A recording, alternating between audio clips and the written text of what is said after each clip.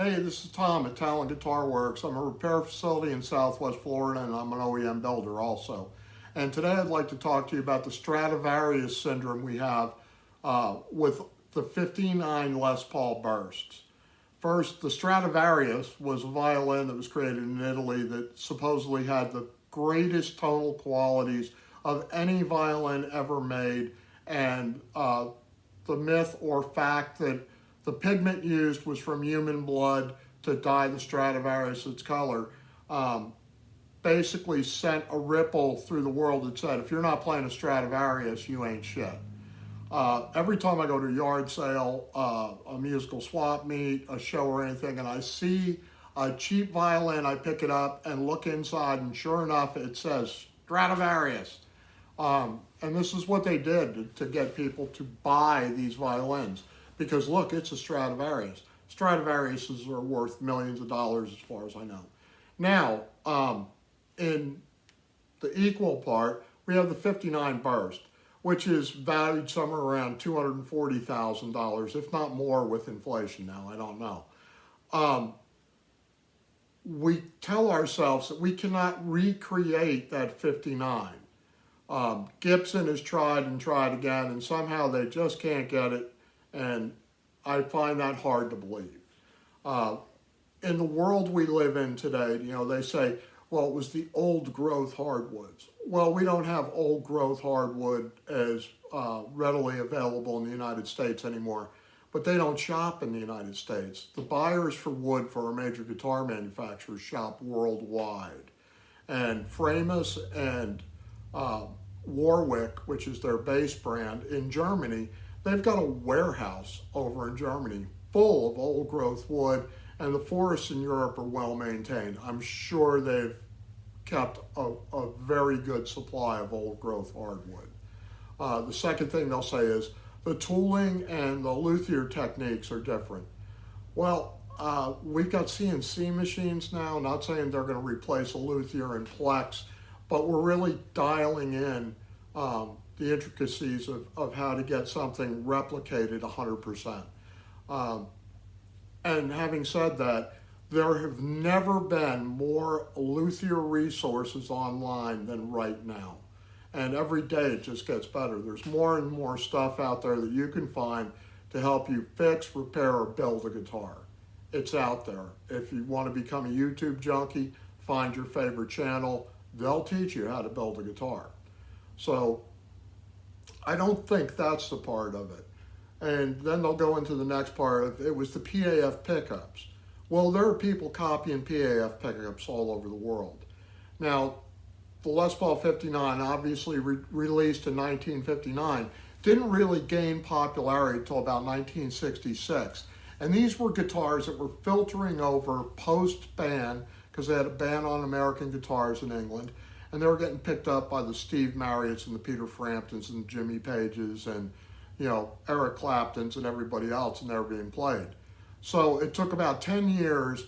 Those guitars sold used because they weren't brand new in 66 and 68 and 69 when they were buying these, made their way to Europe. The Alnico pickups that were used, I'm not sure exactly which ones. Somebody once told me they were Alnico 2s. The higher the grade of the magnet, the more powerful the magnet. But the magnet also has a half-life. So let's say in 6 years, could that magnet have degraded by 20 or 30% and sweetened or made that pickup sound a lot different or better? Very possible. We have Alnico 1 through 5 magnets out there now. Somebody should be able to dial this in. We also, have winding techniques, machine winds, and hand winds that could do this. And people talk about the scatter wind, and it's like almost anything you wind by hand is scatter wound. It's really hard to control that bobbin and to get that line to lay down one after the other, on that copper wire. So technically they're all scatter winds. I'm sure some pickup guys are having aneurysms right now. I'm not a pickup guy. But there are some things I've noticed about other guitars that make me wonder about the 59. I worked on a Yamaha Studio Lord, which is a direct copy of a Les Paul, and I think they were sued over it, and I had to remove the fretboard and replace it. When I removed the fretboard, I noticed there were 4 large wood screws down by where the neck seats in the pocket, which tells me that they basically use those 4 screws as their clamping device to clamp that neck in.